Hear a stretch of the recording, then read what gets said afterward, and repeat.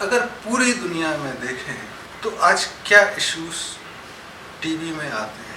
Global warming, rising temperature, uneven weather, larger stress and strain in the cities, तनाव, खिंचाव, educated unemployed, depleting groundwater level, erratic rain, that is uneven weather. This indicate a fresh outlook to plan one for employment, two our town and countries, nagar or gram.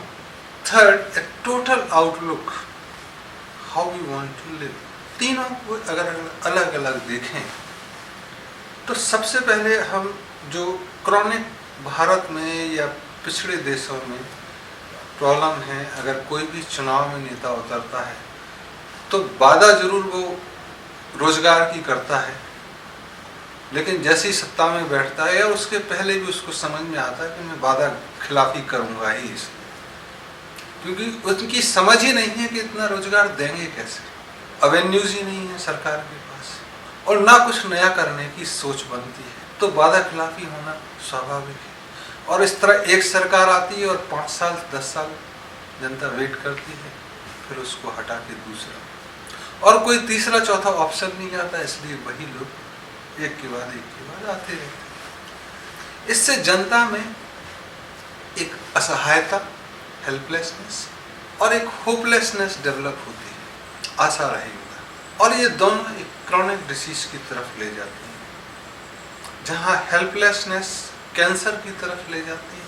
Cigarette पीने से cancer नहीं होता है ऐसा माना जा सकता है, कैंसर असहायता से होता है, जब आदमी में हेल्पलेसनेस ब्रीड कर जाए तब वो सिगरेट ज़्यादा पीने लगे। अगर सिगरेट पीने से या नशा करने से होता तो भारत में बहुत सारे साधु संत जो गांजा की धुनी लगाए रहते हैं वो सब दिल के मरीज होते हैं। खैर मुद्दा ये नहीं, तो एक कैंसर की तरफ और एक आशा विहीनता जो होपलेसनेस है, इससे दिल की बीमारी ये बढ़ेंगी ही।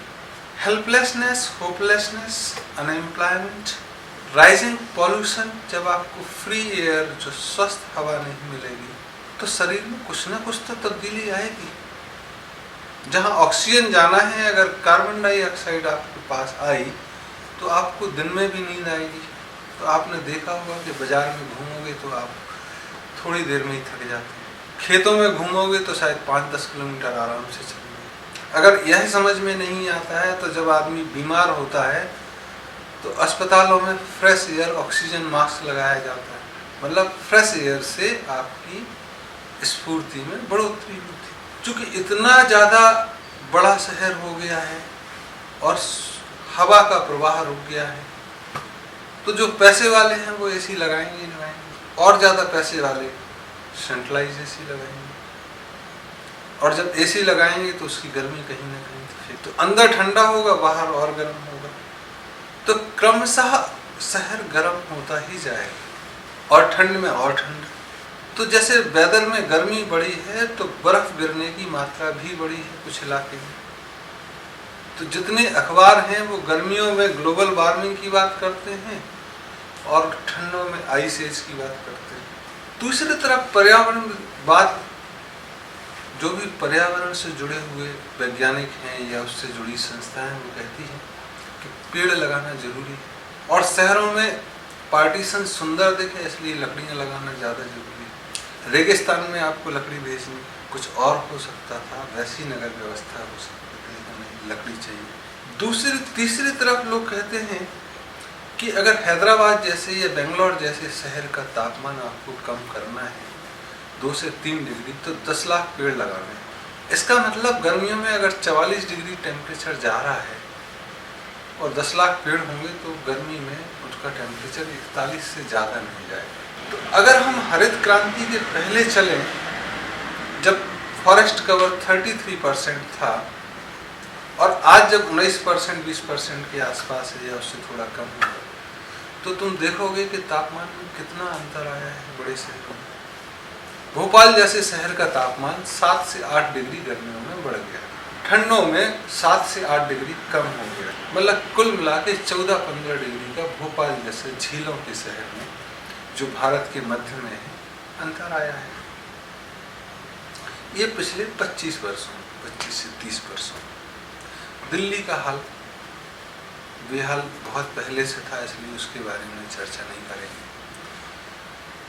तो ये ट्रेंड कह रहा है कि एक नया फ्रेश आउटलुक चाहिए। आप फिर से कहेंगे कि 3 चीजें जुड़ी हुई हैं कि लोग अर्बनाइजेशन की तरफ इसलिए बढ़ रहे हैं कि रोजगार वहां मिलता है, और कैसे भी जगह मिल जाए वहां। एक बार मिल गई तो फिर अपने रिश्तेदारों को बुलाओ, फिर पढ़ाओ, और इतने रोजगार नहीं है तो अनएम्प्लॉयड यूथ बढ़ेंगे।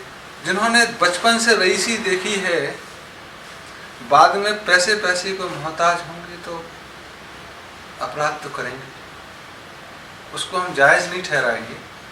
लेकिन जो भी थोड़ा आउटबाउंड होगा, उससे ऐसी उम्मीद की जा सकती है कि भूखे मरने के बजाय कुछ करेंगे। और पुलिस प्रशासन कितना कर सकता है जब शिक्षा में नैतिक शिक्षा कम होगी। तो ये समस्याएं गंभीर चीज़ों में। आगे आने वाले समय में क्या करना है, इस पर चर्चा जरूरी है। जहाँ तक समझ लोगों की जाती है, वो कहते हैं कि नहीं, बड़े बड़े ऑफिस छोटे छोटे जगह पर दो। भाई, एक शहर 20-30 किलोमीटर हो गया है और आगे बढ़ रहा है, स्टॉप गैप अरेंजमेंट से क्या होगा। दूसरी तरफ अमेरिका जैसे देश नारा देते हैं कि हर घर में एक कार तो जरूरी है, चाहे बेरोजगारी भत्ता से ही हो, सेकंड हैंड भी, एक कार, एक घर, एक एसी। तीनों चीजें प्रदूषण बढ़ाने वाली। जहां साइकिल से जा सकते हो, पैदल जा सकते हो, कार इसलिए चाहिए। आपने इकोनॉमी खोली और कारें आ गई। आप पेट्रोल बिल के कारण परेशान हैं और कारों की फैक्ट्री लगाते जाते हैं। कितना विरोधाभास है। आपके यहाँ बिजली की कमी है और बजट में एसी पे आप टैक्स कम करते हैं। विरोधाभासी चीजें तो आप कर रहे हैं और फिर आप कहते हैं समस्या से ग्रसित हैं। तो कम से कम उस विरोधाभास पे तो आप ना उतरें। जमीन आपके पास है नहीं, ट्रैक्टर बनते जा रहे हैं।